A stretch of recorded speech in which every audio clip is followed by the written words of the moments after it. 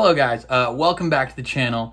We are here with another movie review. This is for No Time to Die. It is the final installment in the modern James Bond saga.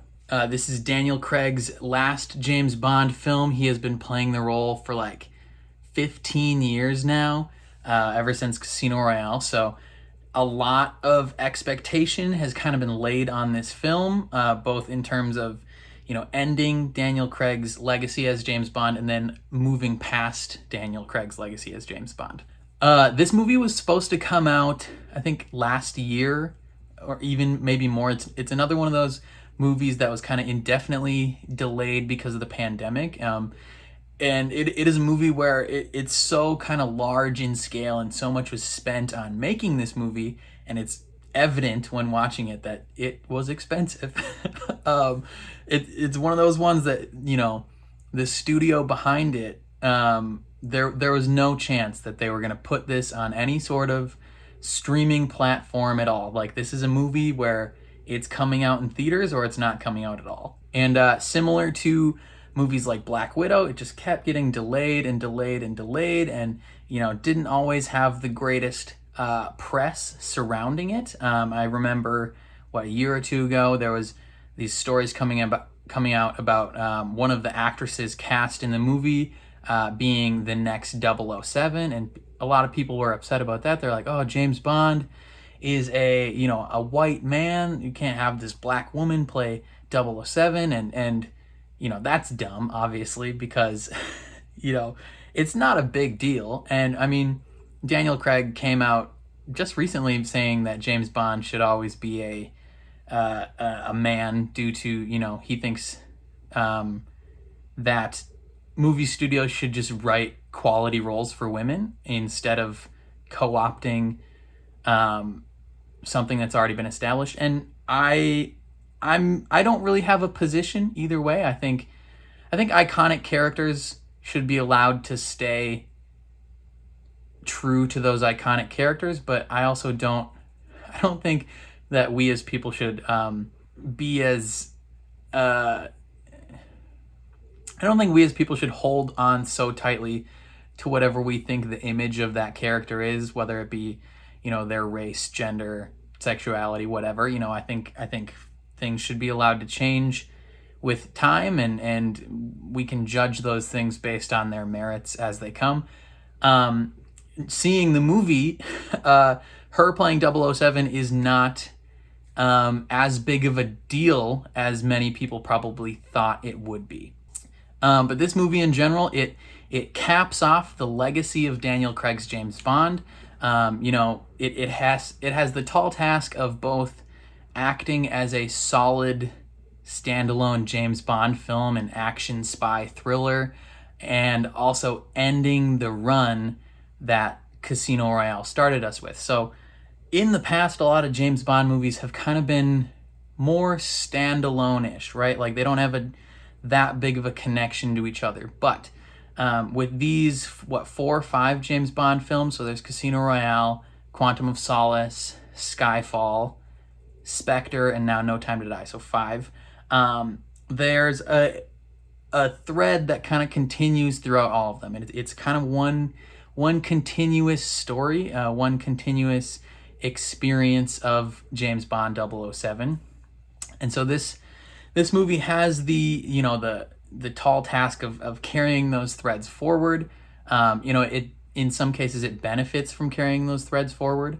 And overall, it is in my opinion, very enjoyable, often somewhat emotional film. I think pretty much every character in the film almost every character in the film has strong motivations for what they're doing, and it all makes sense and they all gel together well.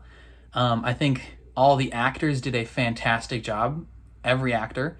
Daniel Craig did a great job. Léa Seydoux as the love interest. She's carrying over from the previous film Spectre.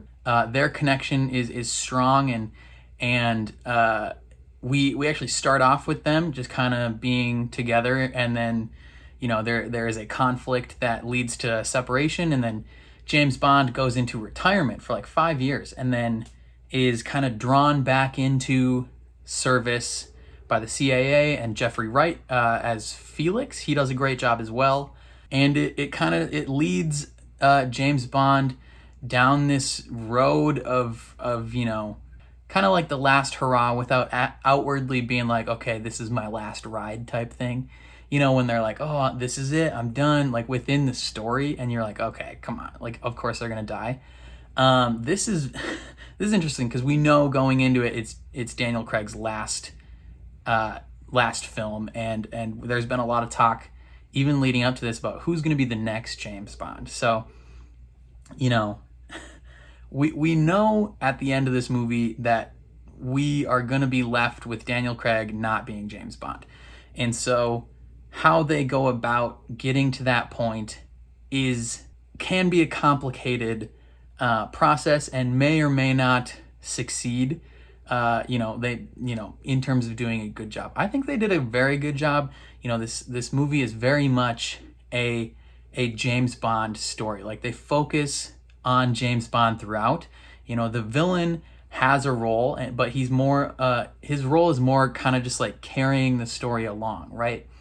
And every other character in the film is kind of there, not in service to James Bond, but like their stories and interactions are there more to support the story of James Bond, right? Like, they don't necessarily all have their own things going on. The new 007, I think she's great. There's a fun banter slash rivalry-esque type relationship between her and Daniel Craig. Like I said, Daniel Craig's in retirement for a while, so they kind of just pass that 007 designation onto a new person, and there's a dynamic about who's the real 007 here.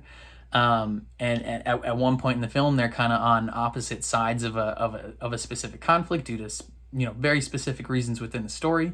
Again, Jeffrey Wright does great as Felix. Ana de Armas is in this movie. She is in it for a very, very short amount of time, but she was thrilling and very charismatic and entertaining, and obviously gorgeous, and she did great. I would actually love to see more of her character going forward if they carried that character over into the next James Bond franchise, I guess you could say, or if they gave her own spin-off type stories. I don't know. Rami Malek, I think he did a great job as the villain. I think the villain, like the character of the villain himself, his motivations for doing stuff weren't that strong. He had motivations, and it was easy to understand what's going on, but his kind of reasons behind doing that didn't grip me that much, right? Like there's some villains where you're like, okay, I have a clear understanding of why, point A led to point B, led to point C, and that is why this man is doing this. His story doesn't necessarily, there's a point where, he was wronged in some way, and he seeks revenge for that. But there is a point within the story where he kind of accomplishes that revenge, and he gets his revenge for the thing that has been wronged against him, and then after, he just keeps going with the end of the world type plot, and you're like, in my head I was like, why? So like, his motivations aren't the most gripping or believable, but Rami Malek himself did a great job as the character. I also thought, just like the story in general with James Bond, like the conflict he is trying to resolve made a ton of sense. It wasn't just, there wasn't any question of why he is involved in what he's doing. Like, he's the best there is at what they do. There is a personal connection involved. And, if he doesn't stop this conflict, millions of people die. So it's clear why James Bond is involved, and it's very clear what needs to happen to resolve the conflict. In the end, though,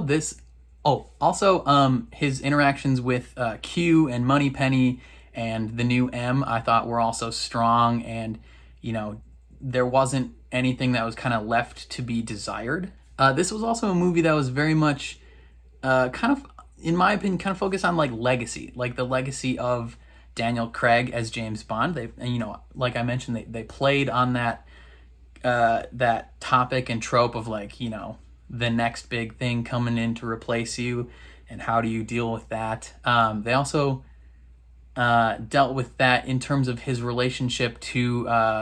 They kind of touched on that with James Bond and his relationship with Madeline. That plays a very significant part in the story, and there's a very interesting twist in terms of that, and kind of that also plays into, you know, his motivation, especially in the third act, his motivation of completing these tasks and saving the world and saving specifically Madeline, and you know, the way that plays into legacy and what carries on after us is also very engaging. And it's also, again, like I said, very emotional. Like I felt myself, you know, even though I haven't necessarily been super invested in the James Bond mythos over the course of its run. You know, I've enjoyed these last four movies, but I haven't necessarily been a super fan. I haven't watched, other than Casino Royale, I haven't seen any of them more than once. And when these movies are coming out over the course of 15 years, sometimes you forget plot points, you forget certain things, and so even though I wasn't going into this like the most invested James Bond fan, like I had to watch a video before I went to see this. Even though I've seen all the movies, I had to watch a video to remember everything that happened. And you know, even being that kind of casual of a James Bond fan, James Bond fan, I felt myself getting very emotional, especially in the third act of like, wow, this is, you know, kind of like Hugh Jackman leaving the role of Wolverine. It's a legacy that is coming to an end, both in terms of the character and the actor. So it was, I thought, was great. Other strong elements of this film, the action and set pieces were brilliant, both in terms of how they were shot. You know, there's various sequences that are kind of like one shot sequences. You know, there's hidden cuts here and there, but there's a sequence going up a staircase in the final third of the film that is a long kind of one shot esque sequence that is, you know, very gripping and gritty and down to earth, and it's very tense. It kind of, you're in the moment. That was wonderful. There is a beautifully shot sequence in the like kind of foggy woods of like, it's like Norway or Sweden or somewhere. It's somewhere in Europe, and it is beautiful. And you know, both in the way it's shot and just the way the action itself unfolds was awesome to see. James Bond, Daniel Craig, within the action sequences, has a way of being both like suave and casual in terms of like everything at certain points seems easy for him. Maybe that's due to the fact that everyone that shoots at him misses. You know, he doesn't even really, he doesn't even like, he's not like diving out of the way to get away from bullets. He's kind of just like casually walking, and everyone misses him, and he's just like, whatever, it doesn't matter to me. And he's just like taking people out left and right, easy peasy. There's sequences like that, but then there's also sequences where it's like gritty, and you can tell like this man is barely on his feet right now. And it's just like, overall, you know, both when he's being casual and both when it is, you know, gritty, the action sequences are gripping. The landscape shots were wonderful. It was all great. Every actor in it is beautiful. And it was just, it was a solid film. I enjoyed it quite a bit. You know, going in not being the greatest James Bond fan, I was very happy with this, especially when some of these movies are delayed consistent, and you're like, there's a little bit of worry that creeps in of like, is this gonna be good? Like, like, is it? But I saw this in theaters on the ultra screen at like the Marcus Theater, so I was, you know, every possible, you know, thing that could get me immersed in this movie was kind of set up to happen. So if you have a chance, watch this movie in theaters. You know, support these big tentpole movies in theaters, because that's the only way we're going to get these big tentpole movies in theaters. I think there's something special about the theater experience. I enjoy watching movies here on my computer, but being able to go in theaters and see them is just something that I've always held near and dear to my heart. If I were to rank the James Bond films in terms of my favorite, I think I would go with Casino Royale, number 1, easily. That was fantastic.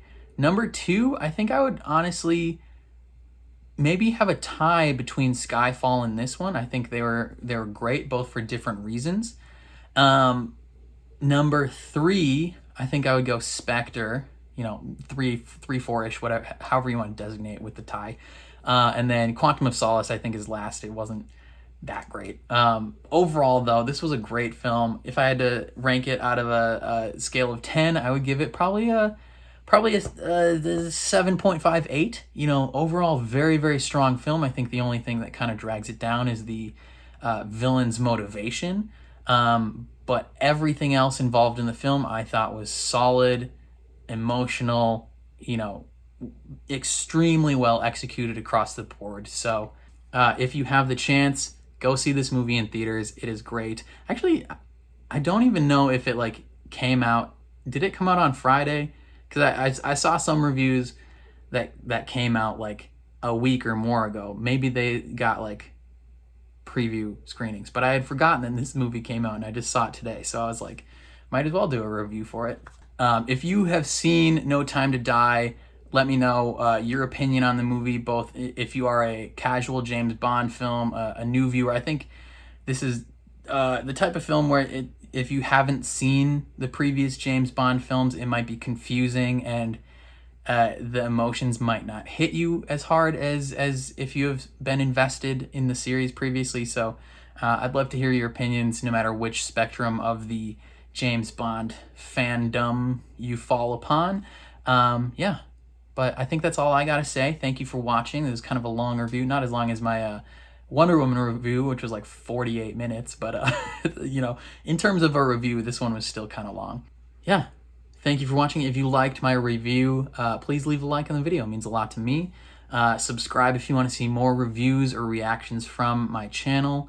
If you are interested in supporting me on Patreon, that would be awesome as well. The link is in the description. But otherwise, thank you for watching, and I will catch you guys next time.